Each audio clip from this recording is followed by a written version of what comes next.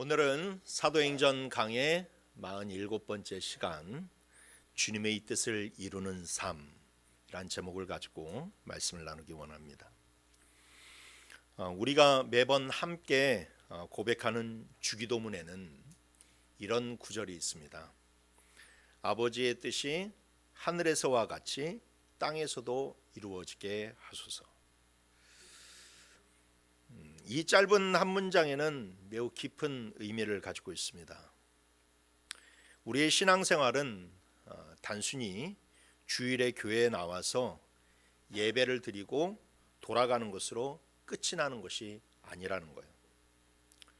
진정한 신앙생활은 하늘에 계신 하나님의 뜻이 이 땅 가운데 그리고 우리 가정을 통해서 그리고 나라는 사람을 통해서 이루어지는 것이 바로 신앙생활이라는 겁니다. 그래서 우리는 늘 주님의 뜻을 추구해야 되고 그리고 그 주님의 뜻대로 살아가려고 하는 노력이 필요합니다. 그런데 여기에 좀 문제가 있습니다. 한 가지 큰 장애물은 무엇이냐? 우리가 그 주님의 뜻을 제대로 분별하기가 어렵다는 데 있어요. 주님의 뜻대로 살아가야 되는데 그리고 살려고 노력하긴 노력해야 되는데 근데 중요한 한 가지의 걸림돌은 무엇이 주님의 뜻인지 제대로 알지 못할 때가 많이 있다는 겁니다. 그래서 우리는 주님의 뜻을 알기 위해서 늘 성경을 보고 하나님 앞에 기도합니다. 그러면서 주님께 묻죠. 주님, 제 인생 가운데 주님의 뜻이 무엇입니까? 이번 주는 주님의 뜻대로 살려면 어떻게 살아가야 됩니까? 그럼에도 불구하고 하나님의 뜻을 정확하게 분별하는 것은 그리 쉬운 일이 아닙니다. 오늘 본문은 하나님의 뜻을 분별하기가 참 어렵다는 것을 아주 생생하게 보여주고 있는 본문이에요. 오늘 본문에는 한 본문 가운데 굉장히 성령 충만한 신령한 사람들이 많이 등장을 하게 됩니다. 다른 성경에서 보았을 때 성경에서 이렇게 한 그런 본문에 신령한 사람들이 많이 등장을 할까를 따져보면 그렇게 많이 없는 것 같아요. 어떤 사람들이 등장합니까? 먼저 두로의 제자들이 등장을 하게 되죠. 이들은 기도 가운데 하나님의 음성을 들을 줄 알고 하나님께서 앞날에 무엇이 벌어질지에 대한 그런 일들을 그들에게 감동으로 알려주시는 사람들이 나오게 됩니다. 그리고 또 전도자 빌립이 나오게 되죠. 전도자 빌립은 누구입니까? 사도행전에서 이 사마리아의 복음을 전했고 그 다음에 성령의 그런 감동하심에 따라 광야에 있었던 에디오피아 내시를 찾아가서 복음을 전했던 사람입니다. 그리고 이 사도 빌립에게는 또 4명의 딸이 있었습니다. 근데 성경에 보게 되면 이 4명의 딸 모두가 다 예언을 하는 그런 처녀들이었다라고 그들이 예언의 그런 능력을 가지고 있다라는 것을 볼 수가 있어요. 그리고 또 아가보라고 하는 그런 선지자도 등장을 합니다. 이 사람이 이전에 천하의 기근이 될 것이다라고 하는 그런 예언을 했었고 그 예언이 그대로 성취가 되었어요. 그리고 바울도 두말하면 잔소리고 그리고 지금 바울과 동행하는 사람들도 대표적인 사람이 누가 즉 하나님의 은혜를 받아서 성령의 그런 감동에 따라서 우리가 지금 읽고 있는 이 사도행전을 기록한 그런 사람 누가복음과 사도행전을 기록한 누가라고 하는 그런 사람도 여기에 있죠. 그래서 이 본문에는 굉장히 진짜 기도 많이 하고 성경 많이 읽고 그다음에 늘 하나님의 그런 감동에 따라서 살아가는 사람들이 수없이 많이 등장을 하게 됩니다. 그리고 이 모든 사람들이 다 성령의 감동으로 한 가지 동일한 계시를 받게 돼요. 그 동일한 계시는 무엇입니까? 바울이 예루살렘으로 올라가게 되면 결박을 당하고 환난을 받게 된다라고 하는 동일한 계시를 받게 됩니다. 이들이 동일한 계시를 받았다라는 것은 한 성령 안에 있다라는 것을 의미합니다. 사람들이 은사가 있는데 각각 다른 계시를 받게 되면 그 중에는 분명히 가짜가 있다라는 거예요. 여러분, 성경이 66권이 다 다른 그런 66권이지만 그럼에도 불구하고 우리가 이것을 하나의 성경으로 믿는 것은 모든 시대에 따라서 사람이 다르고 장소가 다르고 환경이 다르지만 그들이 받은 그런 감동이 다 하나를 이야기하고 있기 때문에, 복음을 이야기하고 있기 때문에 우리는 이것을 성경이라고 이야기해요. 그래서 오늘 본문에 등장하는 수많은 여러 사람들이 등장하지만 그들이 한 가지의 계시를 받았기 때문에 바로 같은 성령 안에 있다라는 것을 우리가 알 수가 있어요. 계시 자체는 문제가 없었습니다. 그런데 문제는 무엇이었느냐? 그 계시를 받고 그것을 풀어내는 사람들이 해석은 달랐다라는 데 문제가 있었죠. 우선 사도 바울도 이 계시를 받았습니다. 자기가 예루살렘에 올라가게 되면 결박을 당하고 환난을 당할 것을 그가 알게 되었어요. 그런데 사도 바울은 그 계시를 받았을 때에 내가 올라가게 되면 거기에 환난이 있구나, 결박이 있구나, 그러면 그것을 잘 이겨내야만 되겠구나, 내가 올라가더라도 낙심치 말고 주님을 붙들어야 되겠구나 라고 하는 뜻으로 해석을 했는데, 그런데 나머지 사람들은 어떻게 해석을 합니까? 다 그것을 받게 된 후에 바울이 올라가지 말아야 되겠구나, 바울이 올라가는 것을 오히려 막고 그가 예루살렘으로 가지 못하도록 설득하려고 하는 그러한 장면이 나온다라는 겁니다. 그래서 이것이 보여주는 것은 무슨 의미냐? 그럼 육신을 입고 살아가는 우리는 아무리 신령하고 아무리 성령 충만하고 아무리 하나님께 귀한 은사를, 신령한 은사를 받았다 할지라도 하나님의 뜻을 아는 데 있어서는 굉장히 부족한 존재라는 것을 우리들에게 보여주고 있다라는 거예요. 그래서 하나님의 뜻 앞에서는 그 누구도 겸손해야만 됩니다. 내가 아무리 기도를 많이 해서 은사를 받고, 내가 아무리 기도를 많이 해서 응답을 받고, 내가 아무리 성령 충만해서 하나님의 말씀에 대해서 잘 안다 할지라도 우리는 결코 하나님의 뜻을 다 안다라고 이야기할 수 없다라는 거예요. 내가 그렇게 한다고 해서 하나님의 뜻을 다 아는 것처럼 교만한 순간 우리는 무너질 수밖에 없습니다. 여러분, 제가 설교자이지만 그래도 여러분들보다는 성경을 더욱더 깊숙하게 알 것이고 여러분들보다는 성경을 더 많이 봤겠죠. 그러나 여러분, 그렇다고 인해서 제가 이 강단에 설 때에 하나님의 말씀을 준비할 때에 이렇구나 라고 하면서 아무런 준비되지 못한 그런 모습으로 여러분들 앞에 서게 된다면 여러분, 제게 화가 있을 것이고, 여러분, 그것은 여러분들에게 하나님의 그런 말씀을 올바로 풀어 헤쳐낼 수가 없는 것이에요. 하나님의 뜻을 다 안다라고 자만해서는 안 됩니다. 그래서 어떤 설교를 준비하든지, 심지어 짧은 새벽 예배 설교를 하나 준비하더라도 늘 준비하고 겸손하게 하나님의 말씀을 보고 이 말씀 가운데서 또 이 말씀이 무엇을 의미하는지를 깊이 묵상한 후에 준비해서 올라와서 말씀을 전해야만 됩니다. 왜? 하나님의 말씀은 그렇게, 하나님의 뜻은 그렇게 알기가 어려운 것이기 때문에 그래요. 그러나 여러분, 어렵다 할지라도 우리가 주님의 뜻을 구하면 주님께서 그 뜻을 우리들에게 알려줄 줄 믿으시길 바랍니다. 그리고 그 뜻을 알아야 되고 그 뜻대로 여러분 우리가 준행해야만 돼요. 왜냐? 그래야만 성공적인 인생을 살아갈 수가 있고, 그래야만 하나님이 기뻐하시는 삶을 살 수 있기 때문에 그래요. 내 생각대로 하나님이 이렇게 기뻐하시겠지라고 하는 순간 여러분, 그것은 종교적인 삶이 되어버리는 거예요. 종교적인 그런 삶이 돼요. 여러분, 많은 곳에서 이 에큐메니카라는 곳에서는 종교의 대통합을 이야기합니다. 뭐 불교와 기독교와 천주교와 이슬람교가 함께 하나가 될 수 있다라고 이야기합니다. 여러분, 그것은 자기 인간의 생각으로 신이 이런 뜻을 가지고 있겠지, 신이 이런 것들을 기뻐하시겠지라고 생각을 하니까 그런 것이 가능한 거예요. 그런데 여러분, 우리 기독교는 그것을 용인하지 않습니다. 겉으로는 화합하는 것이 중요한 것 같지만 여러분, 절대 그렇지 않습니다. 왜? 하나님의 생각은 다르기 때문에 그래요. 하나님 생각은 다르기 때문에.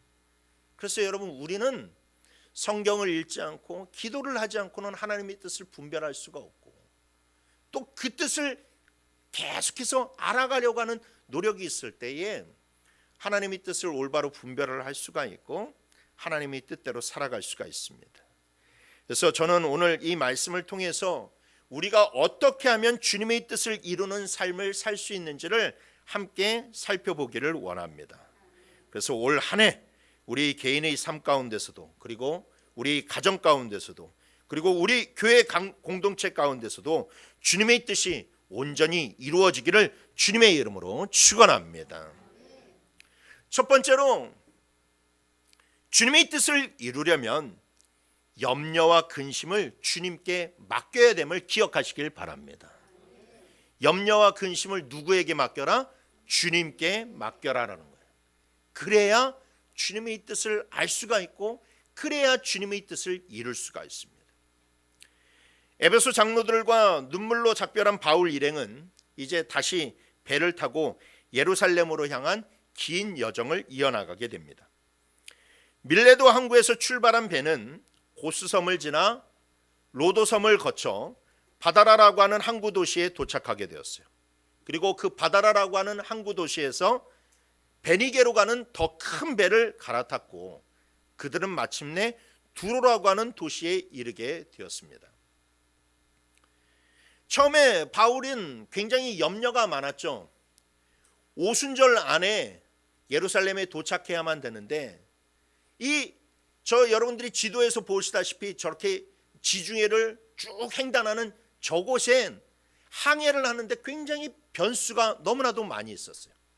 날씨가 조금이라도 나쁘게 되면 배가 열흘이고 20일이고 배가 뜰 수가 없는 그런 상황이 벌어지게 됩니다. 그래서 저곳에 너무나도 큰 변수가 있었기 때문에 사도 바울은 염려하면서 서둘렀고, 그래서 결국 그 배를 탔지만 그래도 자신의 염려와는 달리 저곳을 너무나도 순탄하게 하루의 그런 지체도 없이 잘 올 수가 있었죠. 그래서 저 별표로 써져 있는 두로에 도착했을 때는 자기가 예상했던 것보다도 너무 빨리 그곳에 도착해서 시간적인 여유가 생기게 되었습니다. 그래서 두로에 도착한 바울 일행은 이 두로에서 일주일간의 그런 시간을 머물기로 계획을 했습니다.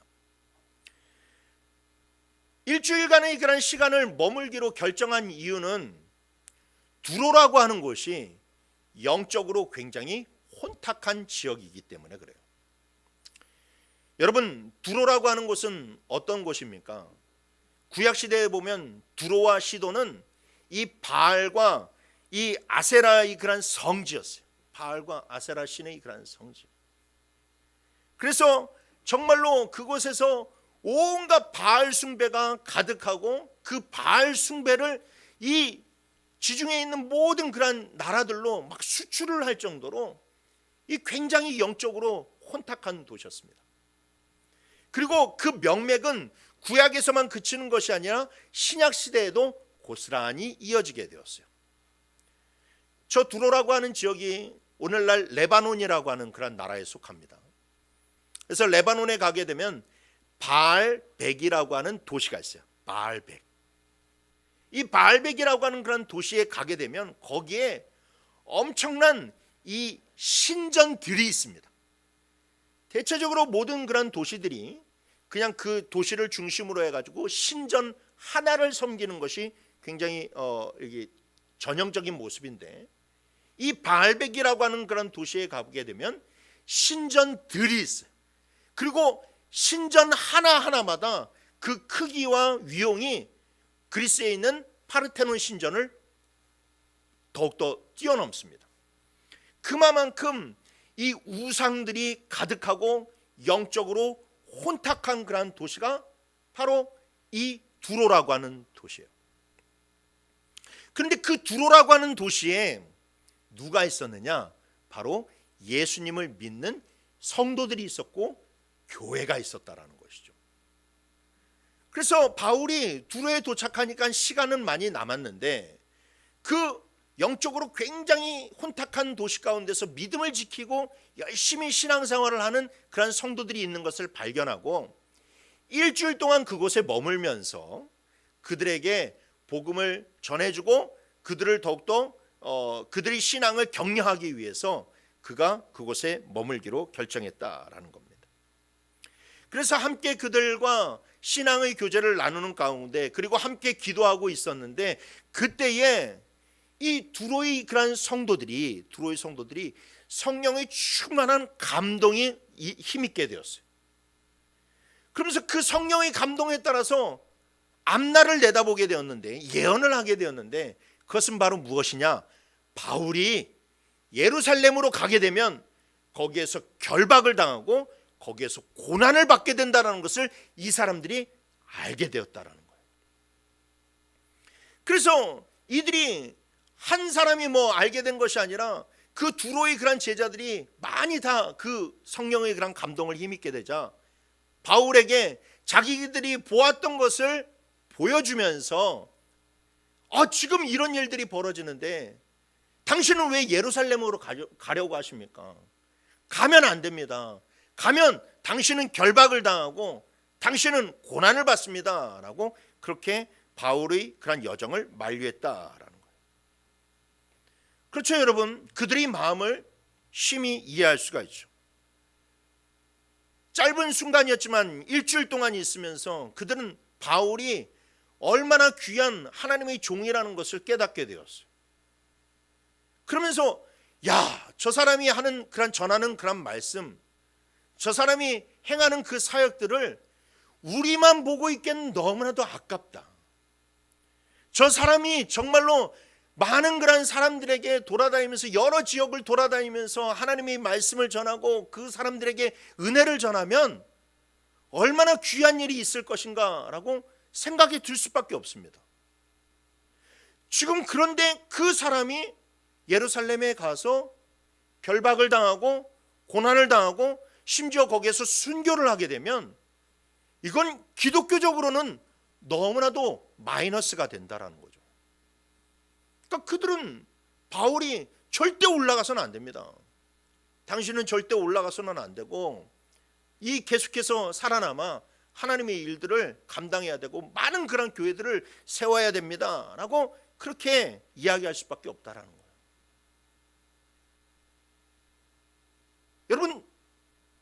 여러분들이라도 안 그렇겠습니까? 여러분들이라도 당연히 그럴 것이 뻔하지 않습니까? 그런데 이 계시의 내용은 바울 자신도 이미 알고 있었던 내용이죠. 사도행전 20장 22절에서 23절을 보게 되면 바울이 에베소 장로들과 작별할 때 이런 이야기를 합니다. 보라, 이제 나는 성령에 매여 예루살렘으로 가는데 거기서 무슨 일을 당할는지 알지 못하노라. 오직 성령이 각 성에서 내게 증언하여 결박과 환난이 나를 기다린다라고 이야기했다라는 겁니다. 바울도 이미 그 사실을 잘 알고 있었습니다. 여러분, 다른 사람들이 그렇게 염려하고 걱정이 되는데 바울 자신은 어떻겠습니까? 바울 자신도 당연히 두려울 수밖에 없었어요. 바울 자신도 염려가 될 수밖에 없었습니다. 정말로 가야 하는가? 정말로 다른 방법은 없는가에 대한 그런 염려와 근심이 그를 짓눌렀다라는 것이죠. 그러나 바울은요, 여러분, 그 염려와 근심이 자기를 찾아올 때 그 염려와 근심을 하나님께 맡기기로 결심했다라는 거예요. 사도행전 20장 13절을 보게 되면 사도 바울이 일행과 같이 가다가 하루를 그 일행과 자기가 떨어져서 혼자 걸어가는 그런 길을 선택하는 장면이 나오게 됩니다. 그래서 다른 일행들은 배를 타고 이렇게 가기로 하고 자기는 육로를 계속해서 걸어가기로 해요. 딱 그 부분이 이게 배로 이렇게 쭉 가게 되면 너무 돌아서 가야 되는 거기 때문에 이 걸어서 가도 다음날 그곳에서 만날 수 있는 여정이었기 때문에 바울은 그때 일행과 떨어져서 걸어가는 길을 선택하게 됩니다. 그는 왜 그랬을까요? 밤새도록 그는 혼자 걸어가게 되면서 그 별빛을 바라보고 하나님을 바라보면서 기도한 겁니다. 자기가 걸어가는 그 길이 얼마나 힘들고 어렵고 또 자기를 짓누르는 그 염려와 근심을 알았기 때문에 그는 아무도 없는 그 길을 밤중에 걸어가게 되면서 하나님을 향하여서 원망을 쏟아내기도 하고 자기의 근심을 쏟아내기도 하고 자기의 그런 모든 것들을 다 하나님 앞에 쏟아내면서 그 길을 걸어갔다라는 것이죠. 그리고 그는 그 기도를 통하여서 자기를 짓누르고 있는 모든 염려와 근심을 다 하나님 앞에 쏟아내게 되었을 때 그가 걸어가는 길에 대한 확신을 얻을 수가 있었어요. 그가 그 앞을 걸어가는 것에 대한 하나님의 보호하심과 하나님의 은혜가 있었음을 그가 확신할 수 있게 되었다라는 겁니다. 나중에요, 바울이요, 정말로 예루살렘에 올라갔다가 결박이 되고 그리고 이방인의 손에 넘겨지게 되고 로마로 가서 로마에서 이 감옥에 투옥될 때가 있었습니다. 그가 로마의 감옥에 갇혀서 써낸 책이 빌립보서라고 하는 책이에요. 빌립보서 4장 6절 7절에 보면 이런 말씀이 있어요. 우리 다 같이 한번 읽어봅시다. 시작.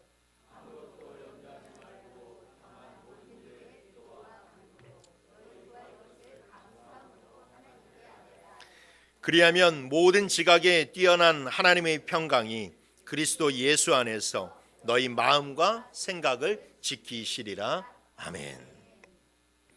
여러분, 이건 단순한 교훈이 아니에요. 지금 이 말을 하고 있는 사도 바울은 감옥에 갇혀 있어요.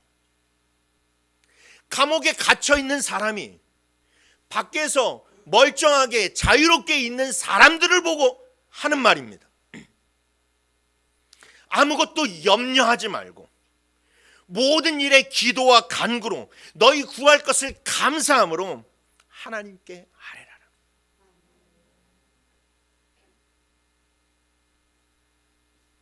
바울은 어떻게 이런 말을 할 수가 있을까요? 그는 어떻게 이런 믿음을 소유할 수 있었을까요?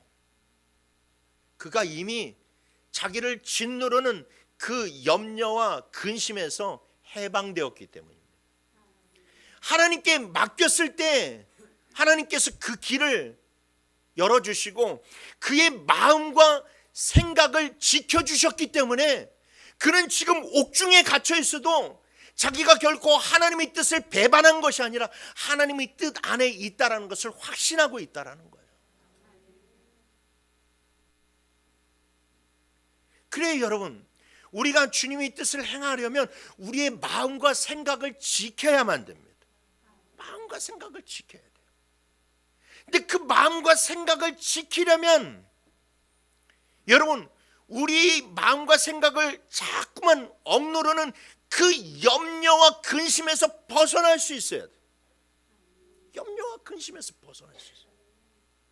염려와 근심으로부터 나의 마음과 생각을 지키지 못하면 여러분, 우리는 참된 주님의 뜻을 걸어갈 수가 없어요. 그래서 그는 두려워하는, 자기를 걱정하는 두로의 믿음의 형제 자매들에게 뭐라고 이야기를 하느냐? 내가 그것을 안다라는 거예요. 내가 그것을 압니다. 그러나 내가 이미 그것을 기도했고 주님께 은혜를 받았고 이것이 걸어가는 길이 결코 하나님의 뜻을 배반하는 것이 아니라 오히려 내가 결박과 환난이 있어도 걸어가는 것이 하나님의 뜻이라는 것을 두로의 형제 자매들에게 알려주었다라는 것이죠. 근데 여러분, 이 말씀은 두로이 형제자매들에게 너무나도 필요한 말씀이었어요. 왜? 그들이 지금 그것 때문에 너무나도 괴로워하고 있었거든. 영적으로 혼탁하고 반대가 심한 그 이단들이 성행하고 그런 마귀 사단의 역사가 강한 그 두로 가운데서 자기네들이 신앙생활하는 것이 너무나도 힘들었어요. 고난이 있었어요. 결박이 있을지 모르겠어요. 그러니까 그들의 신앙생활이 거기에서 자칫 뒷걸음질 칠 수가 있었단 말이에요.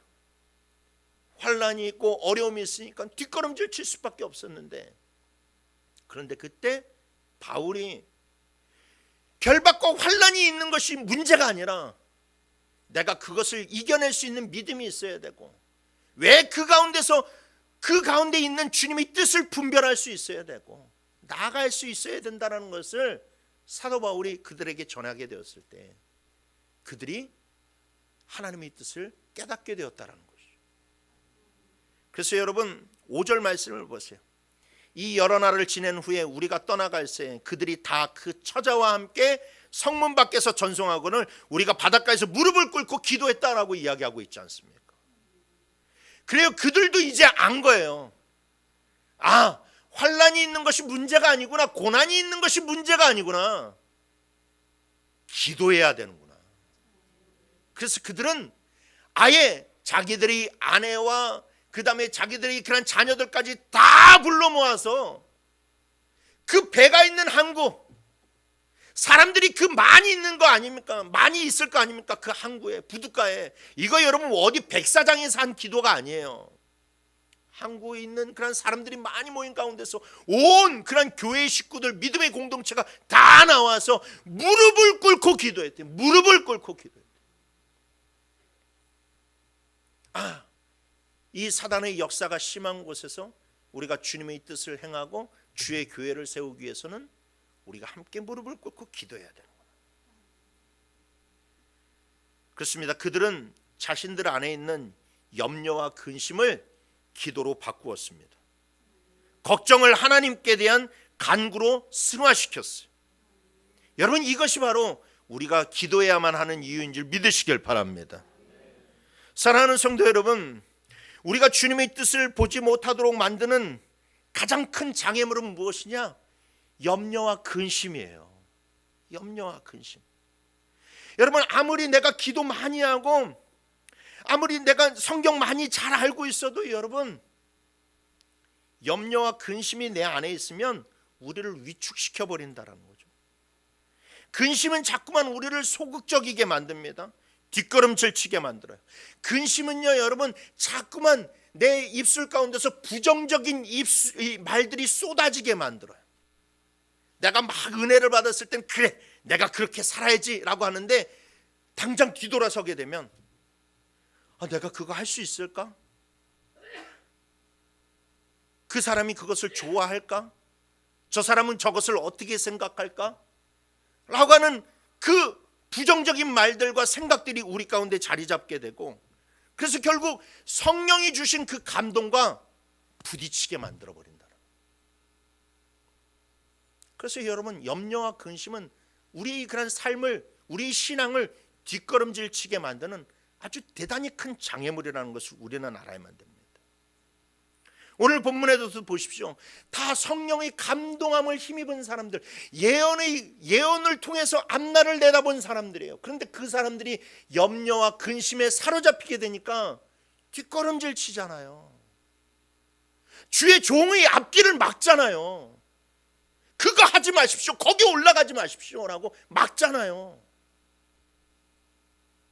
여러분, 염려와 근심이 이렇게 큰 장애물이라는 거예요. 그래서 여러분, 우리는 염려와 근심을 버려야만 됩니다. 그런데 여러분, 염려와 근심을 버리는 것은 내가 염려와 근심을 생각 안 하는 게 아니에요. 아이, 괜찮아, 됐어, 생각하지 말자. 여러분, 이게 염려와 근심을 버리는 방법이 아니라고요. 그렇게 해서 여러분, 우리가 염려와 근심을 버릴 수 있으면 세상에 근심 있는 사람이 어디 있고 염려하는 사람이 어디 있겠어요. 근데 여러분, 내가 아침에는 생각하지 말자라고 하지만 저녁이 되면 다시 그것에 사로잡혀 있어요. 오늘 이것을 털어버렸지만 내일 되면 또 그것이 나를 사로잡고 있다라는 거예요. 여러분, 우리는 염려와 근심에서 벗어날 수가 없어요. 여러분, 만약에 한번 생각해 보세요.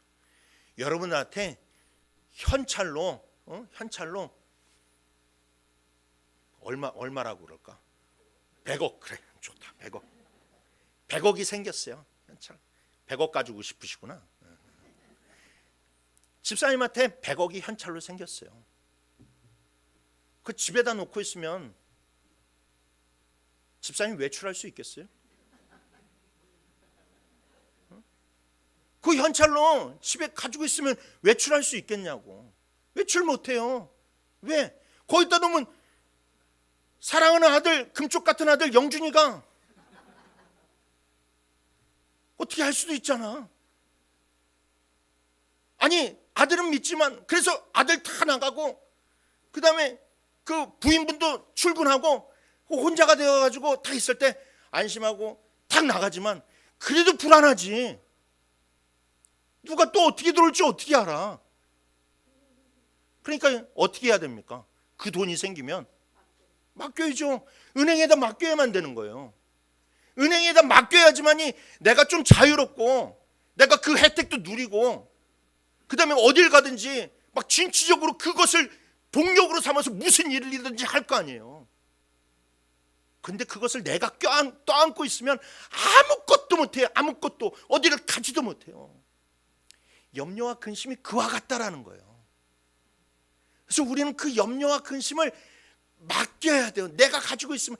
여러분, 염려와 근심은요, 따지고 보면 다 나를 위한 거예요.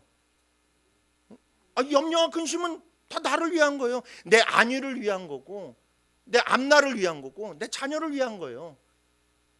생각해보면 염려와 근심은 좋은 거지만 그것을 내가 가지고 있으면 아무것도 할 수 없다. 오히려 나를 주저앉게 만들어버린다는 거죠.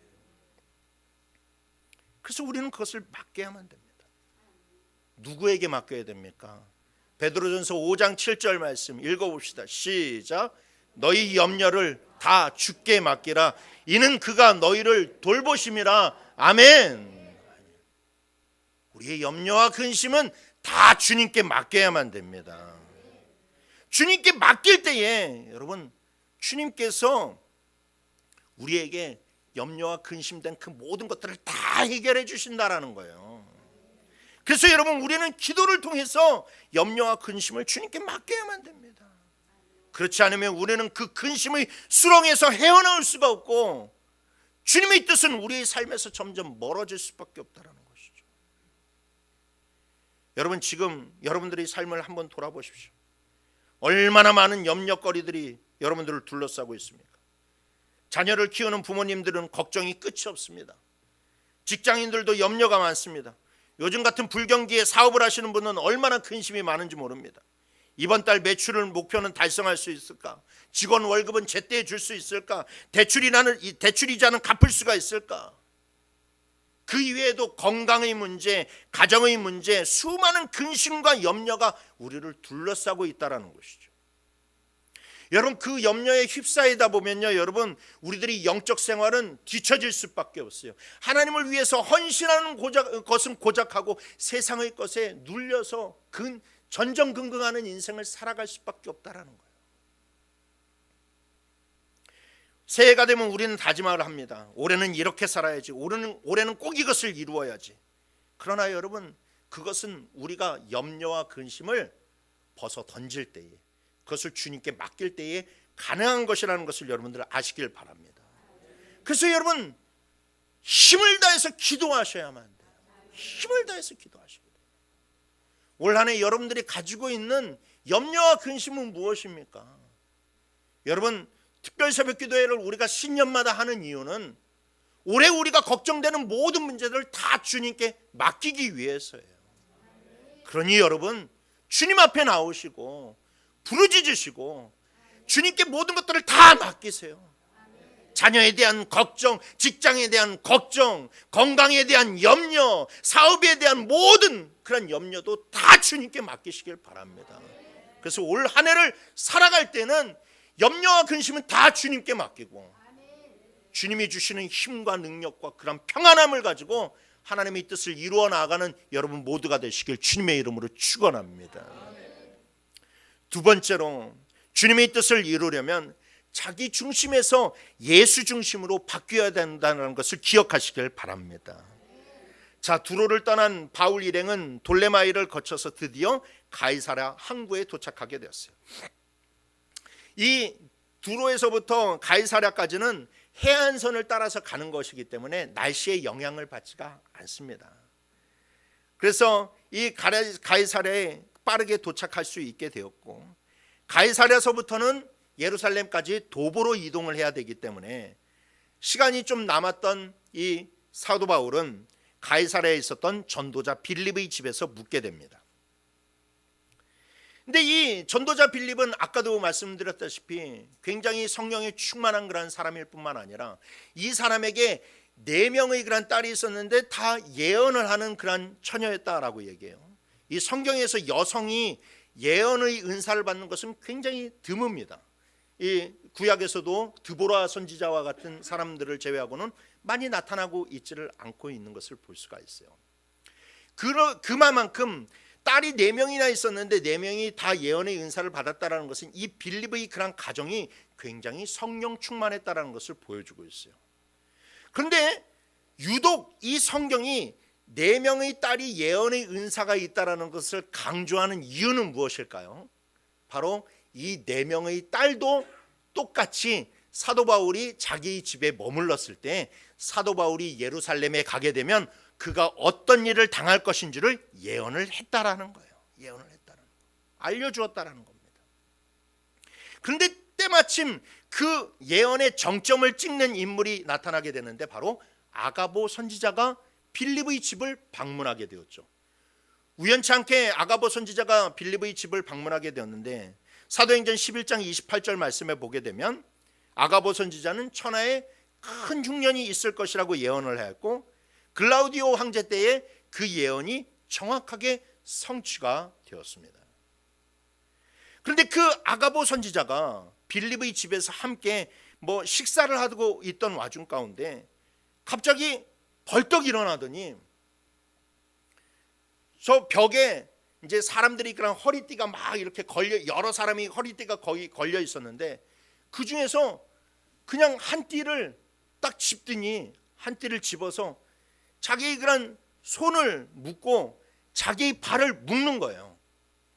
누구의 띠인지도 모르고 그렇게 묶은 후에 아가보 선지자가 이야기하기를 이 띠의 주인이 예루살렘에 가서 이것처럼 결박을 당하고 이방인의 손에 넘겨줄 것이다 라고 하면서 예언을 한 것이죠. 그런데 그 띠의 주인을 찾아보니까 누구였다? 사도 바울이었다라는 거예요. 사도 바울. 두로의 그런 이 사람들도 예언을 했고 그 다음에 이 빌립의 4딸도 예언을 했고 아가보까지 이렇게 예언을 하게 되니까 이것이 어떤 일이 일어나게 되었습니까? 12절 말씀해 보니까 우리가 그 말을 듣고 그곳 사람들과 더불어 바울에게 예루살렘으로 올라가지 말라라고 권했다라는 거예요. 이 구절에서 중요한 것은 누구냐? 우리가 누구라는 거예요. 우리가 그 말을 듣고 그곳 사람들과 더불어라고 이야기하니까 여기서 그곳 사람들은 빌립의 4딸 그 다음에 이 아가보 선지자를 이야기를 하겠죠. 그럼 우리는 누구입니까? 지금 바울과 함께 예루살렘으로 올라가고 있는 바울의 일행들, 이 사도행전을 기록하고 있는 의사 누가와 디모데와 그 다음에 여러 그런 사절단들이 함께 가고 있는 이 사람들을 이야기한다라는 거예요. 그러니까 이 사람들이 이전에 두로의 그런 제자들이 이야기할 때까지는 그렇게 마음이 흔들리지가 않았는데 와서 빌립의 딸들도 이야기하고 그 다음에 이 아가보 선지자까지 이야기를 하게 되니까 이 사람들이 마음이 흔들리기 시작했다는 거예요. 그래서 그들이 바울에게 울면서 꼭 가야만 되겠습니까? 우리가 꼭 가야만 되겠습니까? 라고 하면서 가지 마십시오 하면서 울면서 사정을 하는 일들이 일어나게 되었다는 거예요. 그러자 바울은 13절에서 이렇게 대답합니다. 바울이 대답하되 여러분이 어찌하여 울어 내 마음을 상하게 하느냐. 나는 주 예수의 이름을 위하여 결박당할 뿐 아니라 예루살렘에서 죽을 것도 각오하였노라 라고 그렇게 대답을 하게 됩니다. 바울의 이 고백 속에서 주 예수의 이름을 위하여 라고 하는 이 구절에 우리는 주목할 수 있어야 돼요. 바울은 자기의 안위나 생명보다 더 중요한 것이 있다라고 이야기하는 거예요. 그것은 바로 무엇이냐? 예수 그리스도의 이름이 욕먹지 않는 것과 예수 그리스도의 영광이 나타나는 것이 자기의 안위나 자기의 이익이나 자기의 생명보다 더 중요하다라고 이야기했다라는 것이죠. 그럴 수만 있다면, 내가 죽어서 예수님이 영광 받으실 수가 있다면, 내가 결박당해서 예수님의 이름이 높여질 수만 있다면 자기는 그것을 감수하고 정말로 예루살렘에 가는 것을 각오하겠다라고 이야기하는 겁니다. 바울에게 있어서는 1차적인 그런 관심이 그리스도의 이름과 영광이 있었어요. 그런데 다른 그런 사람들이 그리스도의 이름과 그리스도의 영광을 위해서 지금 막 가고 있다가 그 시선이 싹 옮겨져서 바울의 안위와 바울을 생각하게 되니까 주님의 뜻을 바라보는 그 시선이 흐려지게 되었다라는 거예요. 자기네들이 왜 지금 그 길을 걸어가고 있는지 까마득히 잊어버리게 되었다라는 것을 볼 수가 있습니다. 그것도 그냥 예루살렘으로부터 먼 것도 아니고 진짜 이제 예루살렘이 코앞이고 그냥 걸어가기만 하는데 그 앞에서 자기네들이 그한 뜻을 꺾는 위기가 찾아오게 되었다라는 겁니다. 여러분, 이처럼 주님의 뜻은 알기가 힘들어요. 주님의 뜻은 알기가 힘들어요. 그러나 사도 바울은 다시 자기 그런 동료들에게, 그리고 그곳에 있는 사람들에게 우리가 지금 무엇을 위해서 각오했습니까? 우리 이익 때문입니까? 우리 안위 때문입니까? 아닙니다. 우리는 예수 그리스도의 이름을 위해서 가고 있지 않습니까? 예수 그리스도의 영광을 위해서 가고 있지 않습니까? 라는 것을 다시금 되뇌이게 되니까 그들이 그 일에 동참하는 일들이 벌어지게 되었다는 것이죠. 자, 보십시오. 14절 말씀에 그가 권함을 받지 아니하므로 우리가 주의 뜻대로 이루어지리다 하고 그쳤더라라고 이야기합니다. 이 말씀을요, 여러분, 우리가 표면적으로 읽어보게 되면 자기네들이 막 권면하는데 사도 바울이 말을 듣지 않으니까 그러면 그래, 그게 주의 뜻이면 당신 마음대로 하십시오, 이런 말처럼 들려지게 돼요. 근데 여러분, 이 말씀은 절대 그런 말이 아니에요. 이 말씀은 절대 그런 말이 아니에요. 여기에서 권함이라고 하는 것은 세번역 성경에는 만류라고 되어 있고 영어 성경에는 설득이라고 되어 있습니다. 그러니까 이 사람들이 자꾸 이 하나님의 그런 뜻을 막으려고 하는 거예요. 그것을 막으려고 하고 하나님의 뜻을 자꾸만 이 어그러뜨리게 하려고 하는 겁니다. 그런데 이 사도 바울이 주의 뜻은 그것이 아니지 않습니까? 우리가 예수 그리스도의 이름과 예수 그리스도의 영광을 드러내기 위해서 지금 이 길을 가는 거 아닙니까? 라고 하면서 주의 뜻을 보여주니까 이들이 그 가운데서 부끄러움을 느끼면서 그러면 그 주님의 뜻을 우리가, 이 주님의 뜻이 우리 가운데 이루어지길 원합니다 라고 그렇게 고백을 했다는 거예요. 그래서 그것을 우리가 어떻게 알 수 있느냐? 16절에 가보게 되면 가이사랴의 몇 제자들이 바울 일행과 함께 예루살렘으로 올라가기로 결정을 하잖아요. 그러니까 그들이 받았을 때 그래요? 그러면 당신 마음대로 하십시오. 당신 그게 뜻이면 당신 마음대로 선교하고 당신 마음대로 목회하고 당신 마음대로 가십시오. 우리는 여기 있겠습니다. 이게 아니라 그게 주님의 뜻이라면 우리가 동참하겠습니다. 우리가 함께 가겠습니다. 예루살렘이 결박의 그런 땅이고 예루살렘이 고난의 땅이라고 할지라도 우리가 끝까지 같이 가겠습니다. 이를 보였다라는 거예요. 사랑하는 성도 여러분, 우리의 모습은 어떻습니까?